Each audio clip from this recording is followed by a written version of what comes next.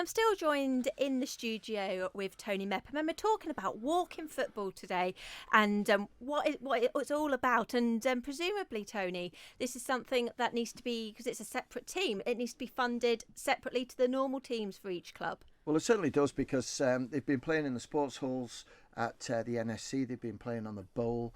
I'm not too sure if they played on the Astro pitch at the NSC, the blue one. We have, yeah. We've done. Yeah, we've played at quite a few venues to date, and there's obviously a shortage of venues at the moment.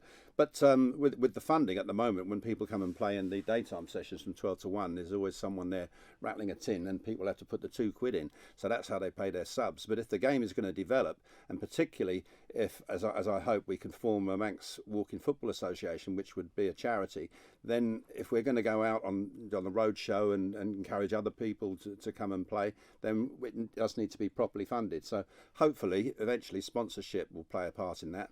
But for now, we just need to take one step at a time. Yeah, so if anyone's out there who fancies sponsoring the walking football, get in touch with the FA and we'll direct you to Peter. But you might be going international in your first season by the sound of it, because there's possible a trip coming up against Wales, maybe Holland, and even a chance, if the funding was there, for the World Cup at the Etihad Stadium. Yeah, well, we're definitely going to be playing Wales in April. We've been invited by the Wales national team, who actually came over here last year to have a game against us, and they've extended a return invitation. So we're going over there to play them at the Airbuses football ground near Chester, and we'll have an over 50s, 60s, and a 70s team, and then in, I think it's end of September, early October, there's a week-long window where they're organising a World Club Walking Football Cup, where clubs rather than countries can come and take part over this whole week. So we're hoping to take part in that. But again, that's going to cost quite a bit of money. So hopefully sponsorship will play a part in that. And the one that we're probably going to miss out on is the actual Walking Football World Cup, which is going to take place at the Etihad complex at the end of May, and we just couldn't get the sponsorship we needed in time, so we might have to miss out on that one. But there'll be the game is growing globally all the time, and so there'll be other competitions that we can get involved with. So we shouldn't be too disappointed that we won't get to the World Cup, but it will happen. Kerry was getting a bit upset at the interval, because do any women play walking football? Is there any chances of starting Women's Walking Football League? Absolutely, because women are people too, and we've got to include everybody in this. And we actually do have a girl. She's in I think in her 20s or 30s. She comes along and plays. So they're mixed sessions at the moment. So we don't have to actually segregate the men and women's teams. But at the moment, because we don't have enough women playing, we have mixed sessions. But I would love to see a women's league as well, and it could easily happen. It just needs, that awareness needs to grow. The women need to come and give it a go. And the great thing as well is that people don't need to feel that, I can't play football, so I can't go and do this. Walking football is for anybody. It's a fun activity. It's great for your mental and your physical well-being, but it can also be competitive as well. You just come away feeling so healthy for doing it, and you enjoy it, the camaraderie with players. So yes, absolutely, Kerry. We want to get the women involved as quickly as possible to see it grow.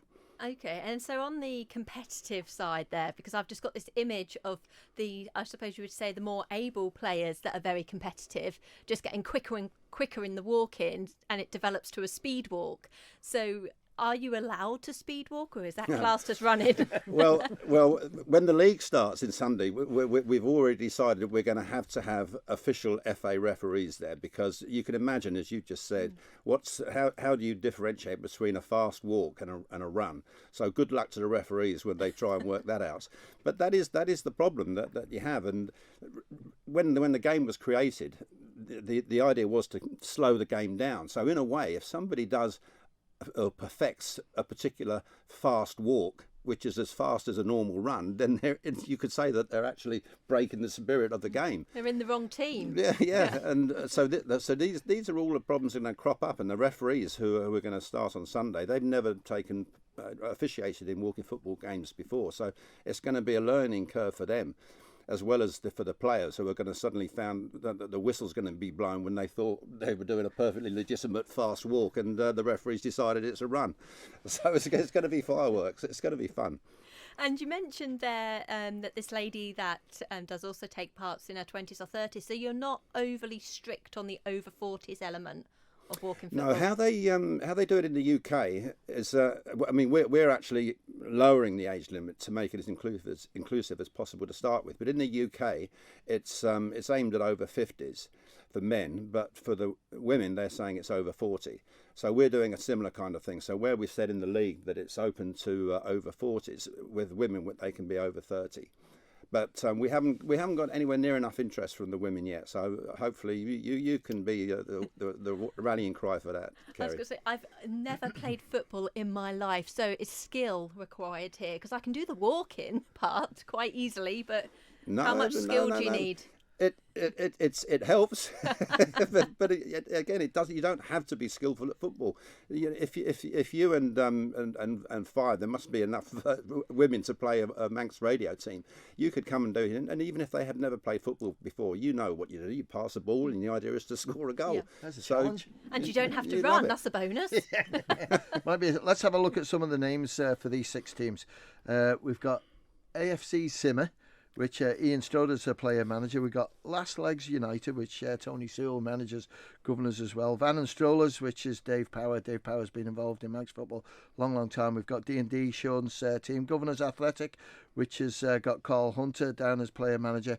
And Manx Rovers, which is Adrian Higgins, Specsavers, great coach. So, how did these teams that on clubs sort themselves out with player-wise? Because is there any sort of transfer talks been going on, or has it been fairly done? Because the way I worked it out was we've got 3 teams from the existing players who come to our daytime sessions. So there were enough people who are interested so that we could get 3 teams. Obviously, then we had to find teams from the rest of the island, and that's where Sean's got his team from Douglas and District. We've got Governors, and we've also got Adrian who runs Specsavers. He's managed to get a team called Manx Rovers. So these are the 6 founding clubs, and it's a lot easier for the established clubs because they've got the players there ready. So they just had to find out who wants to play, and they've got their teams. And so the 3 teams from our daytime group are slightly separate, but when we all meet in the league, it's going to be interesting to see how it pans out, because our players from our 3 teams, the ones you said, AFC Zimmer, there's Last Legs United, some of those are a lot older. Some of them are in their 70s, and they're the most competitive players, whereas the established clubs, I think it's fair to say, Sean, isn't it? They're mostly in their 50s. A few of them are in their 60s. Yeah, we've got a good mix of, certainly with Douglas District, we have got probably majority are 40 to 50, and we've got about 3 or 4 who are 50.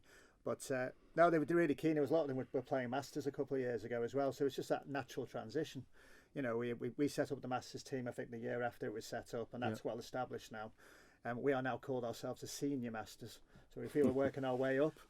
But no, as I said, it's the nucleus of our old combination squad. They've worked their way to the Masters, and they're ready for the next challenge, which is going to be the walking football. We've got a couple of minutes to go, so don't panic. But let's have a look at where it's all going to start on Sunday. Where are the games? It's at the first game kicks off at the NSC at 6 o'clock inside the NSC. That's between 6 and 7. The second fixture takes place between 7 and 8, and the third fixture takes place on Monday inside at 8 o'clock. And the games will take place every week at those times. Now, you're hoping to carry this on to maybe June? We're doing the first trial period. We've got the first 10 weeks, and after which each team will have played each other twice. We'll review the situation then, because we may have more clubs. Hopefully Corinthians will be in, and we can manage to extend the league, or we can carry it on with the existing 6 clubs. But either way, it'll go throughout the year. So if we, for instance, kept it at 6 clubs, it would mean that each team would play each other 5 times over the year. But if it increases to 8 clubs, then we adjust it accordingly. And it's going to be easier for you to get facilities as well, isn't it? The later on in the year, as in May, June, because the Manx football season finishes, grass pitches sort of basically get improved. The bowl becomes available. We can use the bowl, it'd be absolutely. Brilliant, wouldn't it? Yeah, it would do. Yeah, and we're looking at doing that. And from about April, May onwards, after this first trial ends, we can hopefully get out into the bowl as well. Right. So anybody who wants to play walking football, before we hand it back to Kerry, who should they get in touch with? Well, if they can email me, pete.nash live.co.uk. For now, that's a good way of, but eventually we'll have, as I say, the Walking Football Association, and it'll be easier to find. But if they haven't made a note of that email address, just ring the NSC, or they'll find a way of making things happen. Thank you very much, gentlemen. I think we're all informed about Walking Football now, Kerry. That's fantastic. Thank you for coming in tonight. And if you want to email for more details, that email address once again is pete.nash@live.co.uk. We got the